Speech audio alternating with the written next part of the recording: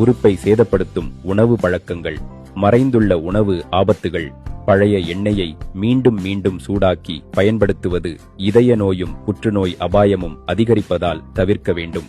மீன் பொரித்த எண்ணெயை மறுபடியும் சமையலுக்கு பயன்படுத்துவது கல்லீரலுக்கு தீங்கு விளைவிப்பதால் செய்யக்கூடாது.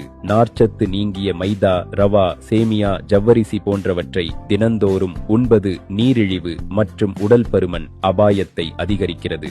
சாராயத்துடன் சர்க்கரை கலந்து அருந்துவது கல்லீரலுக்கு இரட்டை சுமையை ஏற்படுத்துவதால் தவிர்க்க வேண்டும். தினமும் அதிக அளவு உப்பு உண்பது உயர் இரத்த அழுத்தம், ஸ்ட்ரோக் மற்றும் இதய நோய்களுக்கு வழிவகுக்கும். அதிக அளவு சர்க்கரை மற்றும் சர்க்கரை கலந்த பானங்களை அடிக்கடி அருந்துவது இன்சுலின் எதிர்ப்பையும் வகை 2 நீரிழிவையும் உருவாக்கும்.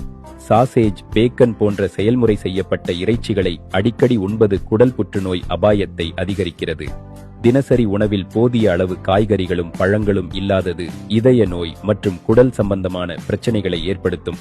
வெறும் வயிற்றில் அதிக அளவு மதுபானம் அருந்துவது வயிற்று எரிச்சல் மற்றும் கல்லீரல் சேதத்தை ஏற்படுத்தும். போதுமான அளவு தண்ணீர் குடிக்காமல் இருப்பது சிறுநீரக கற்கள், சிறுநீர் தொற்று மற்றும் மலச்சிக்கலை ஏற்படுத்தும்.